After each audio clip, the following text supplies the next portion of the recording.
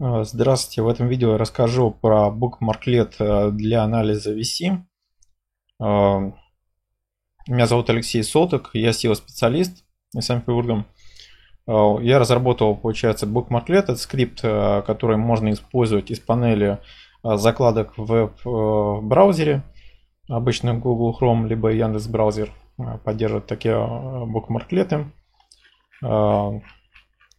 Тут в самом низу, то есть у меня на сайте можете перейти в раздел инструменты букмарклеты, в самом низу найдете анализ на VC, то есть и переносите закладки, то есть я уже перенес, и добавляете. Скрипт работает, когда мы перейдем на VC, мы нажимаем на скрипт, и там он копирует данные. То есть, например, стоит задача проанализировать популярные в последнее время статьи, те, что нравятся людям, больше комментируют, больше лайкают. То есть вы как какой-то тематике, связанной пересекающейся с VC, хотите сделать статью на этом же сайте, либо у себя там в блоге на своем сайте. То есть вы можете проанализировать все последние статьи за какой-то промежуток времени. То есть мы, например, подгружаем, надо покрутить максимально ниже, то есть чтобы подгрузились какие-то новые статьи, потому что обычно подгружают около 15 штук.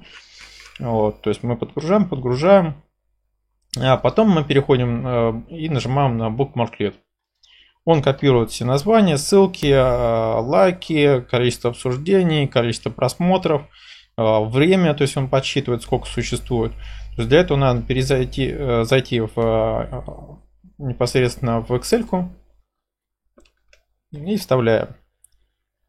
Тут у нас получается название статьи, URL и вот данные с количества лайков, количество комментариев, количество дней. То есть скрипт считает возраст статьи, пользователям лайкают нет, комментируют нет. То есть как это фактор, да, если не лайкают, не комментируют, скорее всего, ну, неинтересно людям. Вот, соответственно, мы можем некую формулу придумать, добавить. По умолчанию не добавляется, то есть мы можем через логарифмировать.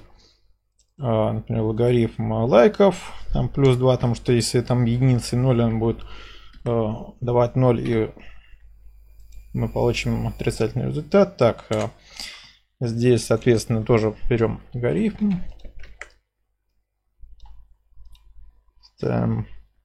Логарифмы практически везде использую в своих формулах.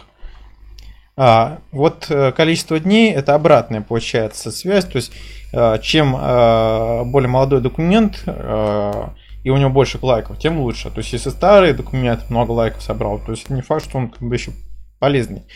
То есть мы челим через единицу. Так, сейчас поправим формулу. Количество дней. Получили, протягиваем и сортируем по убыванию. И в итоге мы видим статьи с максимальным количеством лайков, количество комментариев и максимально свежие. То есть это людям нравится, зашли статьи, то есть можно сделать, написать там аналогичное, либо на своем сайте разместить аналогичные статьи. То есть такой анализ можно использовать для создания контента в тематику, пересекающуюся с VC. На этом, в принципе, все. Ставьте лайки, подписывайтесь в YouTube канале, в Telegram канале. Всем спасибо, до свидания.